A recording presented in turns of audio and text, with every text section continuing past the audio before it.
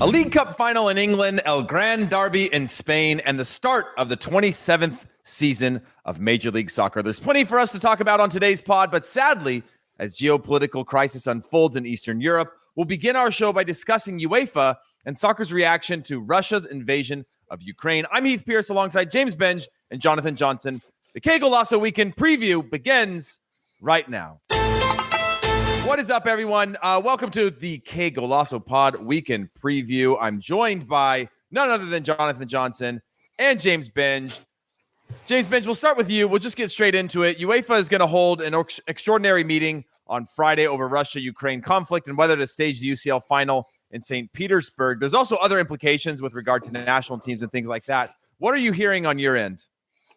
Yeah, I mean, this extraordinary general meeting, which will happen at 4 a.m. Eastern time. So I think by the time a lot of our listeners hear it, it will have happened. So you will know. But the overwhelming expectation, and it should be confirmed tomorrow, is that St. Petersburg will be stripped of the Champions League final. Now, I don't expect that to come with an announcement as to which stadium will replace it. That's a little way down the line, and UEFA, from what I'm hearing, will kind of make that decision based on which teams are in the latter stages of the competition and where would be an appropriate venue to hold it. London at the moment is viewed as quite a strong possibility. There's 4 stadia there that could host it, and yes, Wembley and others, as has been said elsewhere, have got other events, other games scheduled that day, but those could be moved. I believe is the expectation for a Champions League final, but the London Stadium as well will be very interested. As you mentioned as well there, there are an awful lot of other things to untangle in this meeting. They will be discussing Russia's upcoming World Cup qualifiers. They're due to play at home to Poland, and if they won that game, they will be playing another home game. I don't see how any of them can go ahead. There's also more international tournaments coming up. Can Russia play in the Nations League? Can the Russian women's team, can they go to Euro 2022 this summer, the Women's Euros? That's in England. I don't think so is the answer. And of course, much more specifically, there is Spartak Moscow are still going to be involved in the Europa League, possibly Zenit as well. We're taping this before the final round of qualifying games. And then there's the Gazprom sponsorship, a Russian state-owned energy firm that have been, synonymous with the Champions League. It's the sort of ironic nickname of the Champions League in the UK. People will call it the Gazprom because it's been so synonymous with it for a decade. Will that sponsorship be unpicked? I think that there's going to be work done towards getting that sponsorship out of there. A lot of TV broadcasters, I'm sure CBS would be one of them, wouldn't want to be advertising for Gazprom at a time when Russia is undertaking war on Ukraine. So, there's a lot to unpick here. The big headline news, though, is that the Champions League final will be moved. And I think by the time our listeners hear this, they will probably have heard that being made official. AJ, are you hearing the same things on your end? Is there anything you want to add contextually to what Benji just said? Yeah, absolutely. I think James has said it pretty well already, and he's been covering the piece for the website today. Obviously just waiting really with bated breath as to what the decision will be. Sort of in the long term, as James said, it's probably unlikely that they'll immediately name a final venue, but there's so many potential complications. I mean, we will see what happens with Zenit when they face Real Betis a couple of hours after we tape this, because that has the potential to make things pretty complicated as well. Well, listen, let's shift our focus moving forward, unless there's anything else you guys wanted to add on that. Obviously, Jimmy Conrad's not with us today, but we're going to throw up some betting tips along the way if you guys want to jump in on those and kind of give your take on something. I don't have the mathematician capabilities of Jimmy Conrad or whatever website he uses to put a bunch of numbers together to create some odds, but we'll go through some of these things. Let's start with the Carabao Cup final, Chelsea versus Liverpool. Is the Tuchel-Lukaku, James Benge, is the Tuchel-Lukaku relationship irreparable? It seems like it's getting worse and worse and worse, but want to get your take on whether you think that's irreparable, or if we might actually just see him get the start for the weekend and continue to try to see if he works out, considering how much they paid for him. See, the interpersonal thing, from everything I hear, it's not that much of a problem. And, Lukaku, So you mean it's people- more performance-based or system-based? It just form. It isn't fitting, and I think that's kind of the real problem is that the way that Chelsea want to play, and you saw this especially on Tuesday night when they went back to Tuchel's favoured 3-4-3. It needs whoever that centre forward is to be someone that can drop deep, can kind of flick the ball on, as Havertz did so well for Christian Pulisic. And that's not Romelu Lukaku's game. Lukaku likes to be running at goal with the ball at his feet, and he's devastating doing that. But you can't play that way if you're a Chelsea striker. The defence will sit deep against you, whoever you're playing. They will challenge you to break them down, and they will say Lukaku's only getting the ball with his back to goal, which is not where he's strongest. So Tuchel wants to make that better. He wants to work out how to fit Lukaku into this team. But I don't know what the easy answer is. I think if you had your first choice wing-backs as well, Reece James and Ben Chilwell, stretching the pitch out wide, that opens up space for Lukaku. But I've hankered after the idea. I'm sure you'll remember this game as well when Lukaku devastated Nacho Monreal when he was playing for Everton against Arsenal as a sort of right winger. And he did it. He's done it in patches for Man United as well. I'd like to see that. But I don't think that's kind of the long-term solution. So at the moment, I don't really know how they fix it, but I do know that there's a will within Chelsea to try and get this right and not to just give up. Yeah, this is really interesting to hear, especially given, that I was witness to what happened between Tuchel and PSG, sort of how that relationship between him and the club and the players started and how it degenerated later on. And actually, there's some interesting parallels between Tuchel's behavior with Lukaku and his behavior with Cavani, because again, sort of the personal relationship between the two was always quite good. It's just that Tuchel was basically challenging Cavani to almost fit more into PSG's system. And it's really unfortunate for Cavani that COVID happened when it did in footballing terms, because he was actually just starting to make his way back into PSG's side, could have potentially salvaged him another year or two in the French capital, but it was cut short. And we didn't actually get to see whether Tuchel was almost able to rebuild Cavani, after what had been quite a difficult injury for him to recover from back in the 2018 World Cup. He was never quite the same player after that. Obviously, different ages between the two players, but similar star status within their respective clubs. So, I don't think it's a foregone conclusion that Lukaku is sort of forever going to be a face that doesn't fit with Chelsea. I just think it's a question of, giving the power to Tuchel, to sort of sort it out in his own way. That is the way to keep the German on side, if that's what Chelsea want to do. JJ, with Ziyech taking a knock, Kovacic as well, do you think that increases the odds or changes the dynamic of whether or not you play Lukaku in this? And do you think who do you have as the favorites in this matchup? Obviously, Liverpool on a tear right now and continuing to close the gap in the league. This is a huge opportunity for a domestic trophy, which they haven't gotten in a long time. But it seems like their focus maybe elsewhere. Obviously, you're in a final, you're going to focus on it. But kind of give me your take on this matchup. Yeah, I mean, I think if I had to pick a favorite right now, I'd probably have Liverpool just shading it over Chelsea. But then again, Chelsea were obviously thinking ahead to this game when they sent the team out against Lille, because there was no Jorginho either. So I guess you could say that Tuchel was perhaps, keeping Lukaku and Jorginho fresh to come into this game, knowing that he would start with both.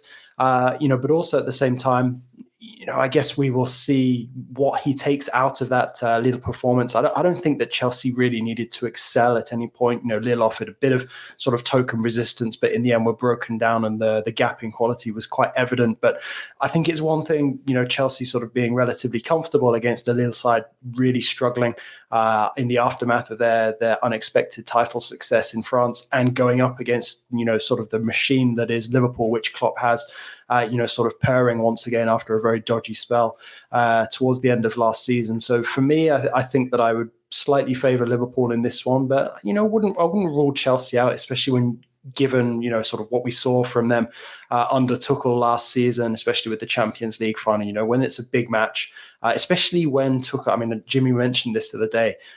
I think that Tuchel's always in his element when the team that he's coaching is slightly viewed as underdogs. And I think that coming into this one, like I said, many people might just favour Liverpool ahead of Chelsea, and that will really play into his hands.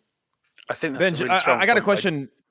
Yeah. I was going to follow up on that with you. Yeah, go ahead. Yeah. Cheap. No. It was basically on that of just that underdog mentality. I mean, this is a guy who's got 4 trophies in, I don't know, just over a year. But somehow, from the moment they lose their first game, there's always a complaint about their system or the style of play or what's their best 11. But somehow they continue to figure it out. Obviously, they've fallen back in the leagues so far this year. But do you agree with that sort of underdog mentality is where they're best placed, even if they're winning trophies? Yeah, I think that's spot on what Jonathan was saying, that Chelsea, it kind of allows them to play a way that better suits the players they have, which is to drop deep, to hold, that 5-man defense and then kind of hit on the counter. They are struggling to break teams down, but they're not struggling at all to stop teams getting good opportunities. And it will be harder against Liverpool, as JJ says, than it would be against Lille. But don't forget, Lille kind of got to lots of good positions and couldn't get any further. They couldn't get good shots away at all, not a single good shot in that game. This is the sort of thing Tuchel likes. My concern for Chelsea is down that left flank. No Ben Chilwell. Malang Sarr is not a wing back. Obviously, when he plays, they play in a 4.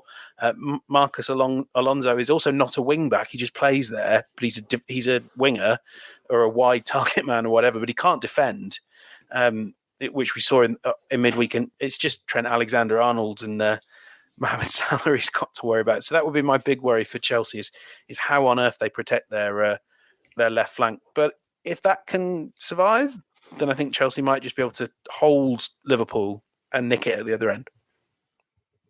Well said. Well, let's move on to the Premier League. We've got a lot to talk about, and obviously full transparency. We're taping this before the Arsenal versus Wolves matchup. But let's talk, JJ, about Leeds Spurs. Obviously, 2 managers in crisis. Conte continues to give us the entertainment of Jose Mourinho-esque type of pressers. I know a lot of stuff is getting taken out of context of what entire interviews are, but it certainly seems dire for both these managers in terms of the situation that they're in. Do you think we're in the middle of a crisis at Spurs, or is it just sort of people looking for words to run with right now?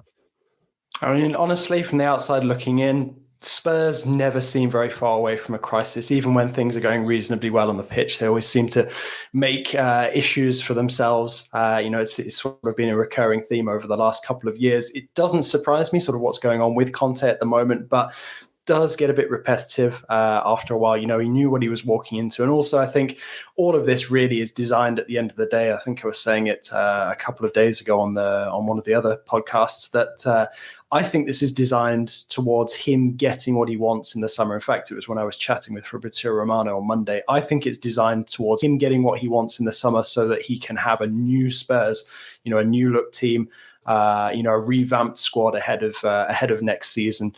I mean, sure, there's still stuff left to play for this campaign, and it doesn't help when you're, getting unexpected defeats against the likes of Burnley. But also at the same time, for Conte's methods to really work, for the majority of the squad to buy in, there's going to have to be a lot of turnover. There's going to have to be a lot of those players turfed out. And with Bielsa, unfortunately, this is part of, I guess, part of the charm of Bielsa. You get a fantastic period, period that fans will never forget, where his teams, are willing to die for him on the pitch. And then you get sort of the death throes of it, where the players just can't give anymore. And I think that's what we're seeing now. I find the rumours linking Jesse Marsch with the Leeds United post for this summer really interesting. We'll see where that goes. But for me, it doesn't surprise me to see sort of things heading towards what could be quite a bitter end, for Bielsa at Leeds, because, let's not forget what he has done with them. He has brought them back to the Premier League. He has, given English football sort of a new sort of footballing culture to have appreciated. But also at the same time, long term, I don't think that he is the man to sort of push Leeds on any further than he already has. So I think Leeds are probably more in crisis than Spurs. I really enjoyed JJ doing everything he could to say this happens a lot with Tottenham without using the word Spursy or without doing that Giorgio Chiellini quote, "It is the history of the Tottenham." It's fascinating. I was at the Etihad on Saturday, and waiting, talking about press conferences, waiting for Antonio Conte forever just to, end his celebrations. He was nice long interviews for anyone that wanted it. We were going about an hour and a half before he turned up for his pre-match press conference, and he could hardly speak because he'd been screaming so loudly and celebrating. And I think obviously we do have to remember this is a manager that always says he feels every defeat, like a death, or however he phrases it. He is an emotive manager, and I think what he said after Burnley was emotional, not rational. Realistically, he knows he's not just going to up and leave after 4 months. But I do think he is trying to play politics here, but he's doing it with all the subtlety of a sledgehammer. It is however many weeks, 3.5 weeks, 4 weeks since the transfer window closed. He has already said to Sky Italia he was not happy with the transfer business that was done.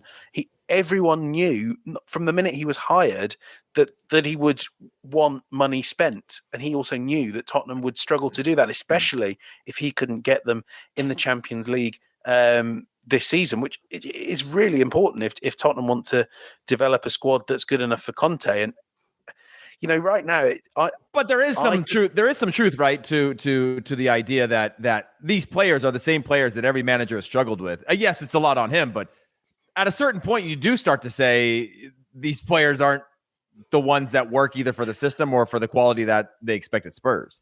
Well, but so a lot of the complaints have been about we lost 4 players, but he let them all go. Yeah. Giovanni Lo Celso was a squad player who he just said, you can go, which is okay. But then he lost Ndombele and he lost Dele Alli, and you watch their games now, you go, because there's no creativity in midfield. I mean, I can see why he's very unhappy that he didn't get a right wing back, but also you do know this is what happens when you join any club midway through the season, and he said that. So it's hard to sympathise with his frustrations, and I think actually when you look at what Tottenham fans are saying, they're increasingly in that boat of just like, we don't need this all the time. Not after every single defeat can we have Antonio Conte threatening to quit. It's not constructive. I'm sure things will get back to a more even keel against Leeds, because Leeds are rubbish at the moment. But well, yeah. What's your take on this one? Do you think that they can get 3 points out of this? Obviously, a Leeds side that's not truly clear of a relegation battle and struggling in themselves. Do you think this is where you see a Spurs bounce back? Yeah, there's practically no more perfect opponent for Tottenham, except maybe Man City, than Leeds. Or Villa. Yeah, that's true. They do love Villa. But, a team that is willing to go one-on-one, that is willing to commit numbers high up the pitch. Spurs did such a good job against City of drawing City up and then hitting it quick to Kane and Son. And they'll do that, and they might well score plenty of goals against Leeds. So I think we might be feeling come Monday morning that the crisis is easing, but it can't ever be one defeat away from the manager saying, I can't do this job anymore. That needs to change. And Spurs need to tell Conte it has to change. JJ, for this specific matchup?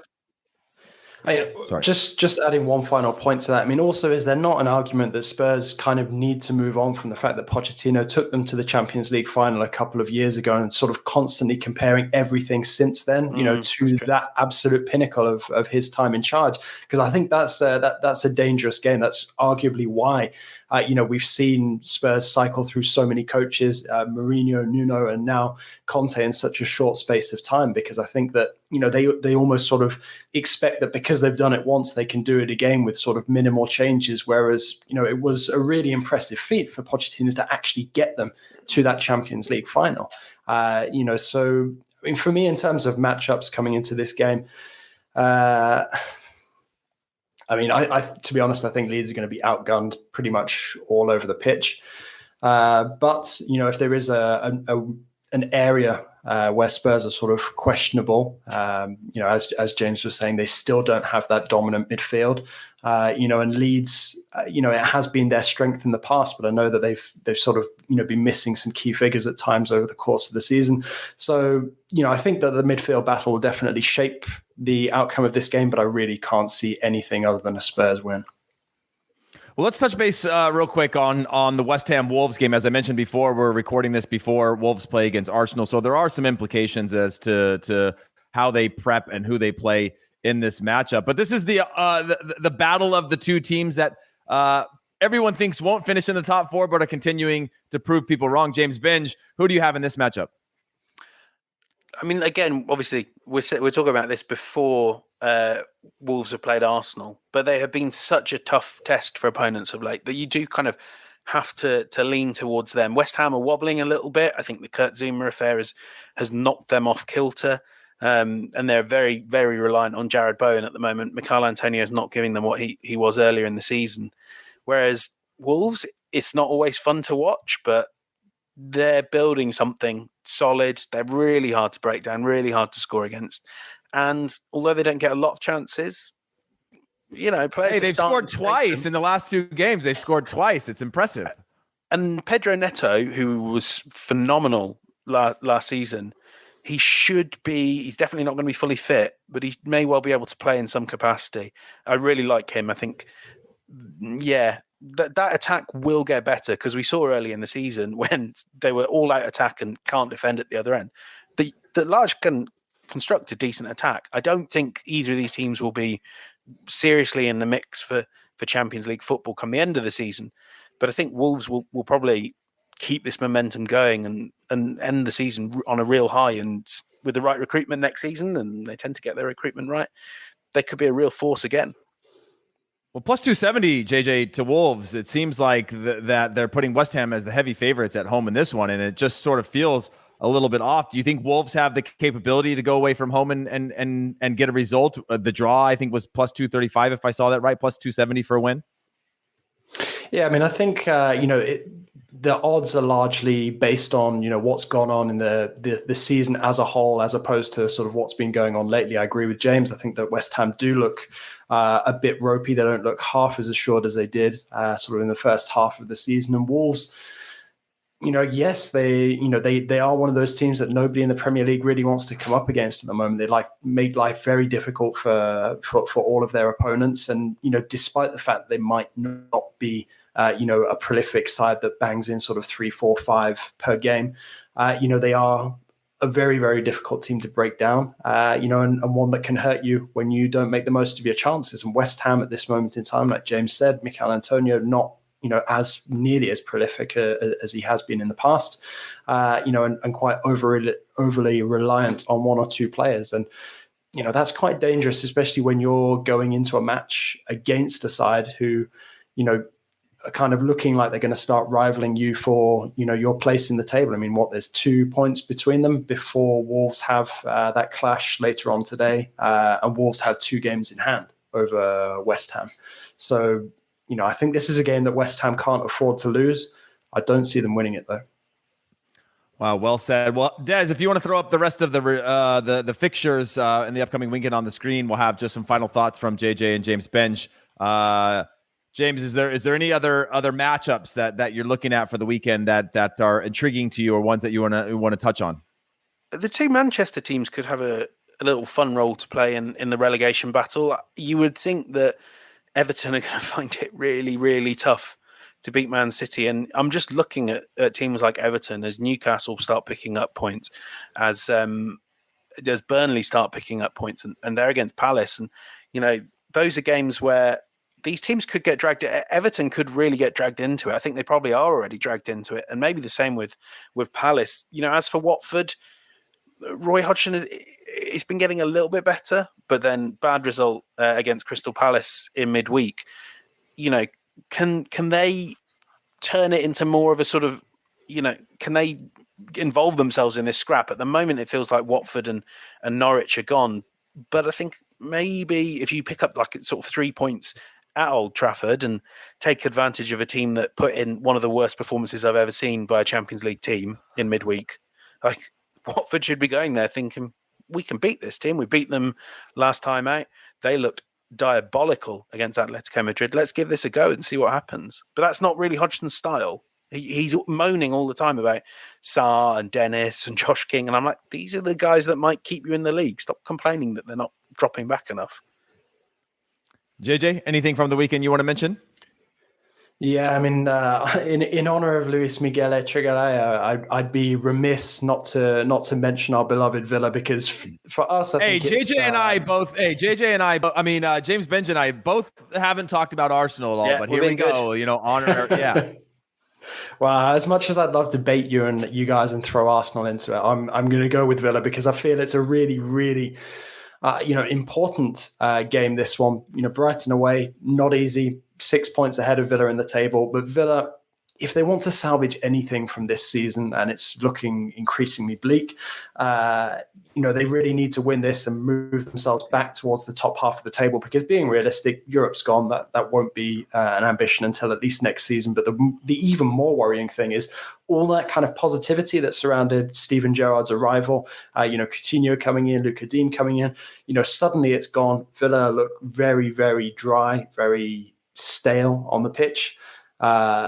Again, defensively suspect, which is something that's only really going to be able to sort out, this coming summer. So I think for Villa, this is a huge game against Brighton. And if Brighton get the win, which I'd imagine is more likely than Villa getting a win, Villa are one of those teams that could also be sucked down into that battle late on.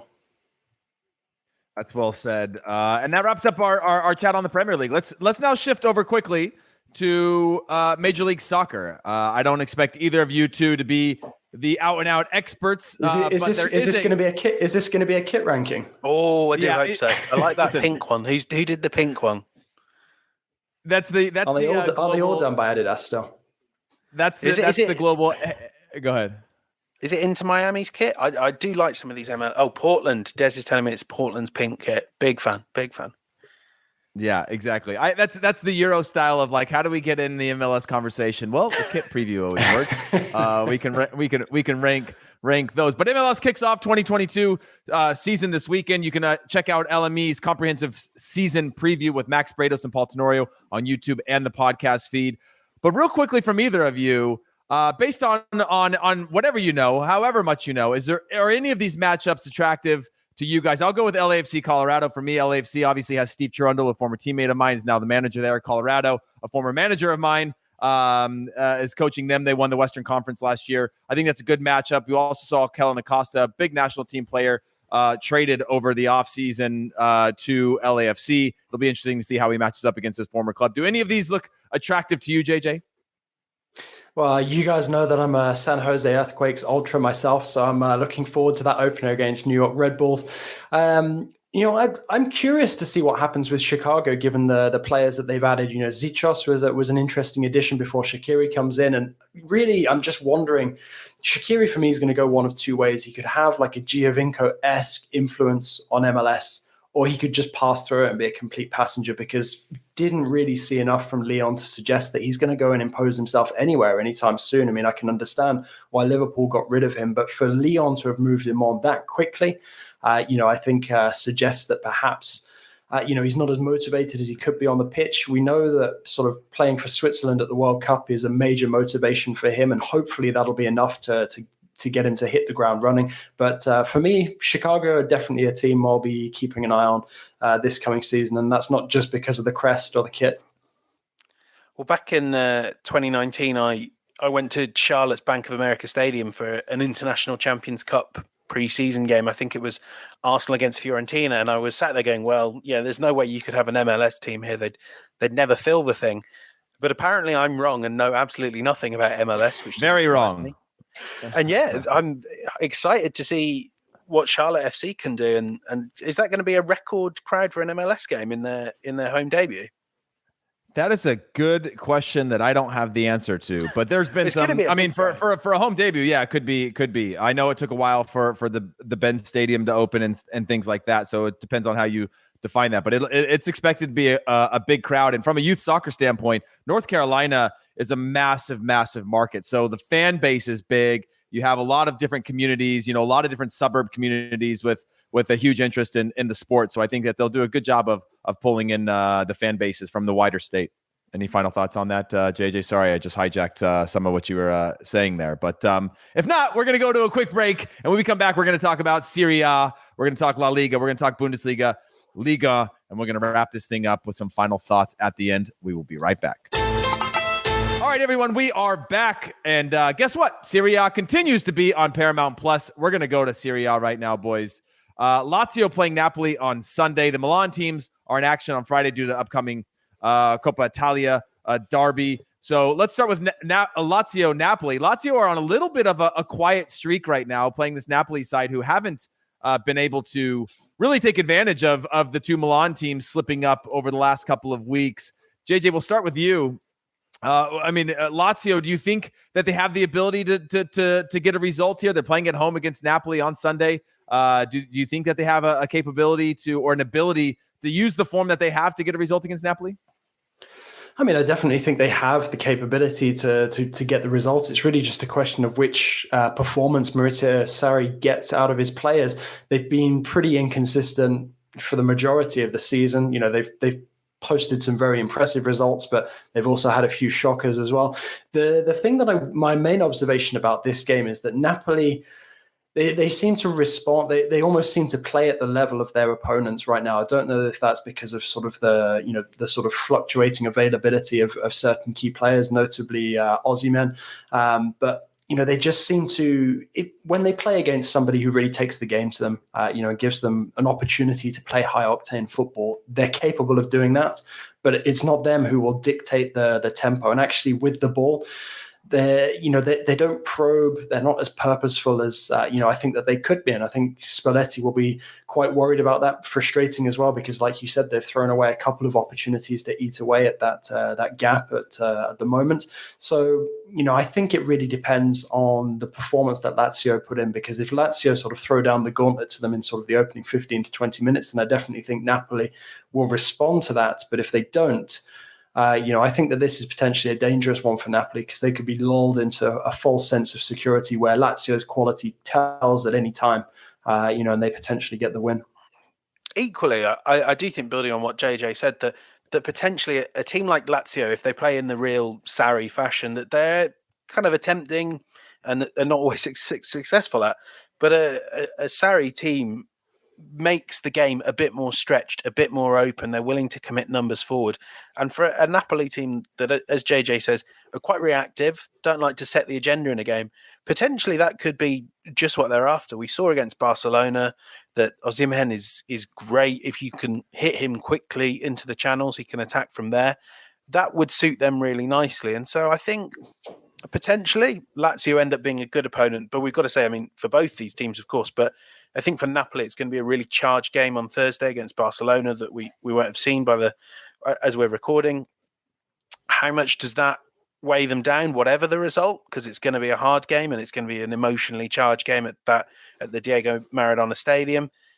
I think that's kind of the challenge they have. Whereas, AC Milan and Inter Milan, whichever one there wins that game, both of them are coming into it a bit fresher, a bit less emotionally drained. I think this could be a tough weekend for Napoli. I guess the advantage is that maybe only one of the two teams can really pull away at most. So maybe that's the plus side for Napoli. Well, let's put some the rest of the fixtures up on the screen, and if anything kind of catches your eye, JJ or James Benj, feel free to jump in on any other matchups coming over the weekend. And as we bring that up right now, obviously got Milan playing against Udinese on Friday. As I mentioned, Inter Milan against Genoa playing away from home. Inter Milan going away from home there. And then you've got the rest of the matchups. Empoli, Juventus, which seems to be a one-sided matchup, but Juventus has obviously not been at their best, at least in the last 7 days or so. Obviously, I'm a little skewed with the injury of Weston McKennie. But JJ, is there anything from a matchup standpoint over the weekend in Serie A that you're looking at? Yeah, I agree with you that Empoli Juventus is interesting, especially because they won't know what the outcome of that Lazio-Napoli clash is, and it's a chance for Juventus to close the gap a little bit, on the top three.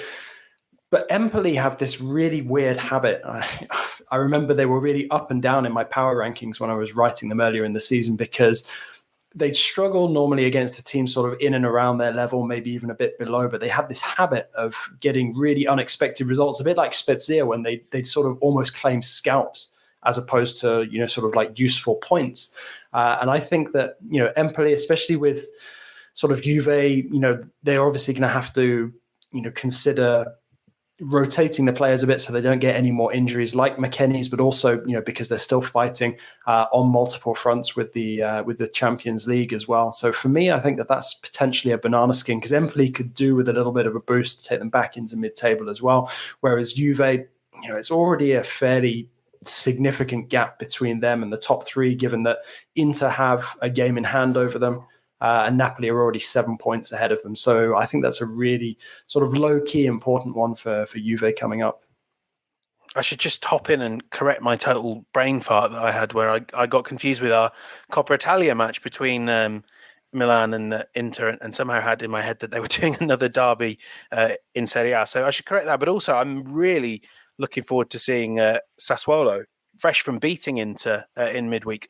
Always a fun team, a team that punches so far above their weight. James Horncastle wrote excellently about this in The Athletic. But also, that front three, it's a joy to watch when they're in the mood. Scamacca, Berardi, Raspadori.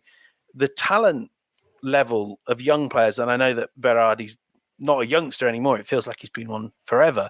For a team this small, a tiny little town in Emilia-Romagna, I believe, it's incredible what they achieve, and they always put good football out on the pitch. So them against Fiorentina, that's a really interesting matchup for me, and one under the radar that I'd be keeping an eye on. Salernitana as well against Bologna is kind of a curious one, given that they're bottom of the table, but they've got 2 games in hand over a Genoa team that haven't won in the league since they were taken over by American owners. If they can get a result against Bologna, who have suffered some dubious results over the course of the season, that could potentially be the beginning of quite the salvation story, given that Salernitana were hours away from going out of existence, on New Year's Eve, and were saved at the last minute, did a raft of transfer work in January, and now suddenly have this glimmer of hope that they might actually still stay in Serie A. That's why I love you, boys, because we're getting to that time of year where we can't leave those relegation battles out of the conversation. In fact, they're sometimes more exciting if you don't have a massive title clash to bring up. So I appreciate you guys contextualizing that for everybody else. Now let's do a quick little whip around the rest of Europe. Starting in La Liga, we have the Grand Derby Sevilla taking on Betis and Barcelona against Athletic Bilbao. Is there any? Do either of those matchups for you, James Benj, get you excited, or is there something else in La Liga that you've got your eye on for this weekend? I mean, the Grand Derby is one of the best games in Europe. Maybe not one that our US audience will be familiar with, because Betis and Sevilla, they're powerhouses of Italian. I'm having a complete mare at the moment. Powerhouses of Spanish football. But obviously, the league there is so stratified that you tend not to see them winning La Liga. Maybe Sevilla, they've certainly given competition over the last few years, but 2 teams that are playing fantastic football, getting results, and will also be drained and exhausted from their Europa League commitments, which always leads to more mistakes, more drama, and that's what you want from derbies. I mean, look at the table right there. You've got Sevilla on 51 points. Betis can reel them in, and I think for them, they'll know that the title is almost certainly beyond them, 11 points off Real Madrid. But I think almost it will mean no less to Betis that they could put an almighty spanner in Sevilla's title challenge by winning away from home in that game. So this game will be fantastic. It's probably, I think, the best game on the continental fixture list this week. Yeah, I'm glad that James said that about Betis and Sevilla being, sort of 2 of Spain's biggest clubs, but a lot of people don't really recognize that, because obviously they're not winning the titles like your Reals, like your Barcelonas. And there's actually an exclusive with Andres Guardado of Betis up on the website at the moment, which I wrote ahead of their Europa League clash, second leg with Zenit. It's actually a huge week for Betis, because they've got that second leg against Zenit, which could put them into the latter stages of the Europa League. But then they've also got the derby at the weekend, which could be huge for, a number of reasons. Their own Champions League bid, frustrating Sevilla as well, keeping themselves away from Barcelona, but also next week, they've got the Copa del Rey semi-final second leg. And that could be their first shot at silverware since 2004-05, when Joaquin was just coming through as a young, fresh-faced kid. So, he was 35.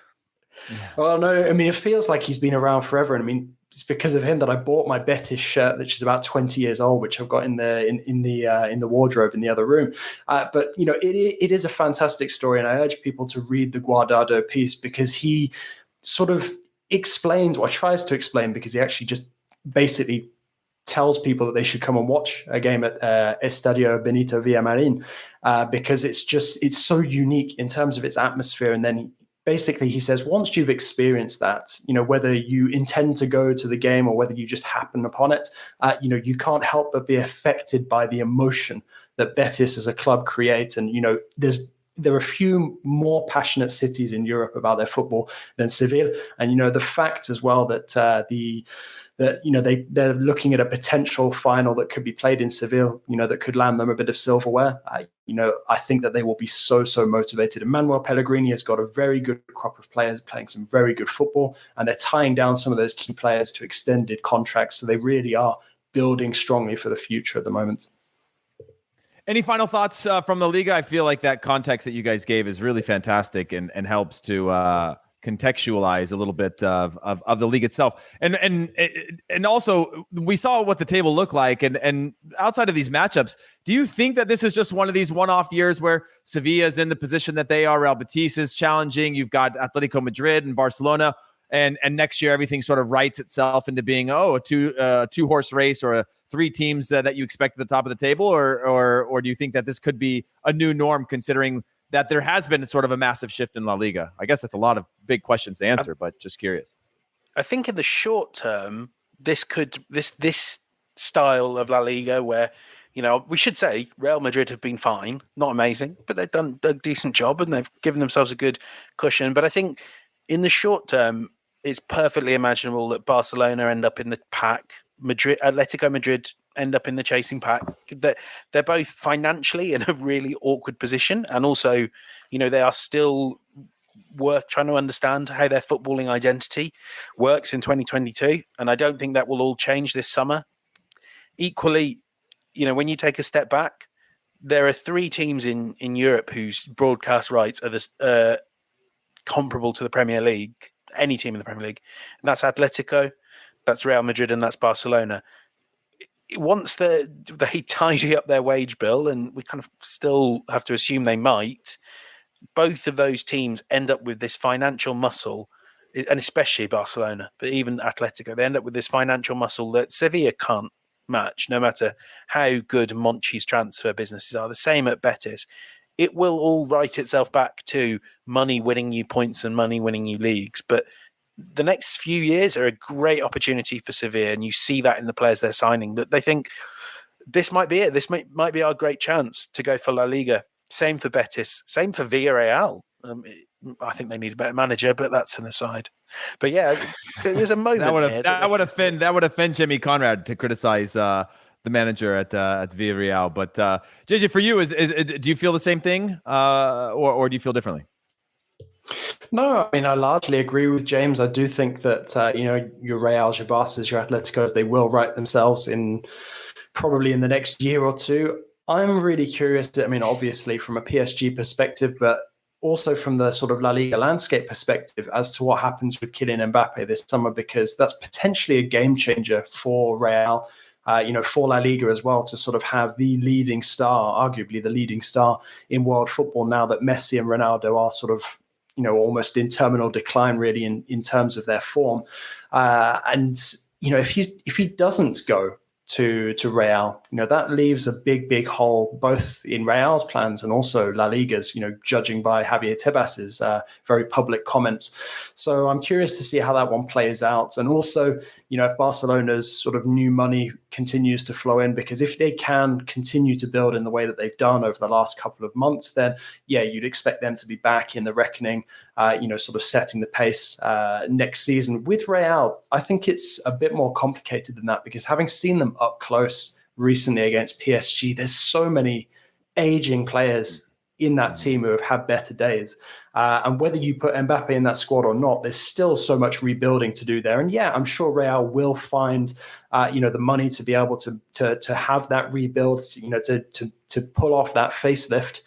but also at the same time, they still have to consider, sort of the ways around the salary cap limits and stuff like that. So I think it's more likely that Barca and potentially Atleti, are more competitive as of next season than Real. I think Real actually might drop off a little bit in the short term, depending on what happens this summer. Well said. Well, let's move on to our some final thoughts. We'll bundle up Bundesliga and Liga. Obviously, we've got on the run of show, of course, Augsburg, which we continue to expect Ricardo Pepi to score goals. He's not even in the starting team versus Dortmund, which we expected our boy Gio Reyna to be back. He's not. He got injured again. We also got Wolfsburg taking on Gladbach, another American derby of players not in form or on the bench. So we can skip over those. But is there any other Bundesliga matchups and or Ligue 1 matchups? We're talking about Lyon-Lille, which I know is a big game for you, JJ, and Strasbourg-Nice. Which one do you want to, or where do you want to go with this? I mean, there's a lot to be excited about in France at the moment. I mean, obviously, PSG's clash with Saint-Etienne is not, top of anybody's list for this weekend, but that will bring people's attention to the race for the Champions League, and it's really starting to heat up. You've got Marseille, Nice, Strasbourg all in contention. I mean, it's potentially a huge game because if Strasbourg can get the 3 points, and we've seen Nice, sort of almost get the more difficult results that are not necessarily expected to, and then lose against some of the more unexpected sides, that would really, sort of cut that gap even further. And the possibility of having Strasbourg anywhere close to the Champions League is extremely exciting. I mean, we were talking about how emotionally charged Betis are as a club and Sevilla as a city. Strasbourg, honestly, I mean, try and tune in and watch a game at some point if they're the only team on, because watching the atmosphere at the Stade de la Méno is just incredible. This is a stadium that holds sort of mid-20,000s of fans, and I think there's only about 1,500, 2,000 seats in the stadium that are not held by season ticket holders. They really call on that kind of fervent level of support at home, and it really is a fantastic thing to witness week in, week out, especially when you consider how they rebuilt in the last 10 years as well, coming back from the regional leagues all the way up to Ligue 1 and now potentially knocking on the door of the Champions League. So that would be where I'm looking this weekend if I'm a neutral fan. Well said. I mean, JJ, any final thoughts for you? Yeah, I don't want to force your hand on anything. So what do you want to wrap up this show with? Yeah, I mean, we all know that the second best league in Europe after England's top league is England's second best league, the Championship, and a nice little game to look forward to for people that are interested in the playoffs and the promotion race. Now, QPR and Blackburn have both got a lot of ground to cover to make it up to Bournemouth, who have an awful lot of games in hand. Blackburn are struggling, but QPR and Blackburn, both great names of English football and Premier League in the 90s in particular. Both have fallen on really hard times, financial mismanagement, but they're turning it around. 3rd and 5th in the Championship, doing amazing stuff, young English talent. It's a game to watch that, and you might want to start familiarising yourselves with these teams, because in a few months' time we'll be looking at the playoff race, and it's going to be good. And we're going to have some great names back in the Premier League once we get rid of Norwich and Watford. Well said. Well, that is it for us. Thank you so much, James Benz, Jonathan Johnson, and thank you all for watching and or listening. Follow the Qué Golazo podcast on Twitter at Qué Golazo Pod. Subscribe to the Qué Golazo page on YouTube and hit the notification bell. And of course, subscribe to Qué Golazo wherever you get your podcast. And on behalf of myself, James Benz, Jonathan Johnson, our producer Des Norris, we will see you guys soon.